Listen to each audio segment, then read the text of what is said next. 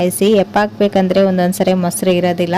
So evening time ಮೊಸರು ಕೇಳಿದ್ರೆ ಯಾರು ಕೊಡೋದಿಲ್ಲ, ಎಪ್ಪಿಗೆ ಮೊಸರು ಕೊಡಿ ಅಂತಂದ್ರೆ. ಸೊ ಅವಾಗ ನೀವು ಈ ಒಂದು ಟಿಪ್ಸ್ನ ಟ್ರೈ ಮಾಡ್ಬೋದು. ಸೊ ಇಲ್ಲಿ ನೋಡ್ತಾ ಇದ್ರೆ ನಾನು ಮೊದಲೇದಾಗಿ ಕೆನೆನ ತೆಗೆದುಕೊಂಡು ಅದನ್ನ ಸ್ಟೋರ್ ಮಾಡ್ತಾ ಇದ್ದೀನಿ. ನಂತರ ಇದಕ್ಕೆ ಈ ರೀತಿ 2 ರಿಂದ 3 ಹಸಿಮೆಣಸಿನಕಾಯಿನ ಇದರಲ್ಲಿ ಹಾಕೊಳ್ಬೇಕು. ಈ ರೀತಿ ಹಾಕೊಳ್ಳುವಾಗ ಹಾಲು ಉಗುರು ಬೆಚ್ಚಗಿರಬೇಕು. ಆವಾಗ ಇದನ್ನ ನೀವು ಈ ರೀತಿ ಒಂದು 3 ಹಸಿಮೆಣಸಿನಕಾಯಿನ ಹಾಕಿ ಒಂದ್ಸರಿ ಚೆನ್ನಾಗಿ ಮಿಕ್ಸ್ ಮಾಡಿಕೊಂಡು ಇದನ್ನ ಕ್ಲೋಸ್ ಮಾಡಿ ಓವರ್ ನೈಟ್ ಬಿಟ್ಟು ಇಲ್ಲಿ ನಾನು ಮಾರ್ನಿಂಗ್ ತೋರಿಸ್ತಾ ಇದ್ದೀನಿ, ನೋಡ್ತಾ ಇರ್ಬೋದು. ಇವಾಗ ಈ ಹಸಿಮೆಣಸಿನಕಾಯಿನ ಇದರಿಂದ ಸಪರೇಟ್ ಮಾಡಿ ತೋರಿಸ್ತಾ ಇದ್ದೀನಿ, ನೋಡ್ತಾ ಇರ್ಬೋದು ನೀವು. ಮೊಸರು ಇಲ್ದೇನೆ ಈ ಒಂದು ಹಸಿಮೆಣಸಿನಕಾಯಿ ಹಾಕಿದ್ರೆ ಸಾಕು, ಹಾಲು ಚೆನ್ನಾಗಿ ಈ ರೀತಿ ಎತ್ತುತ್ತೆ. ಎಷ್ಟು ಚೆನ್ನಾಗಿ ಬಂದಿದೆ ಅಂತ ಮೊಸರು, ಎಷ್ಟು ಗಟ್ಟಿಯಾಗಿದೆ ಕೂಡ. ಸೊ ನೋಡ್ತಾ ಇರ್ಬೋದು ನೀವು, ಹುಳಿ ಕೂಡ ಇರೋದಿಲ್ಲ.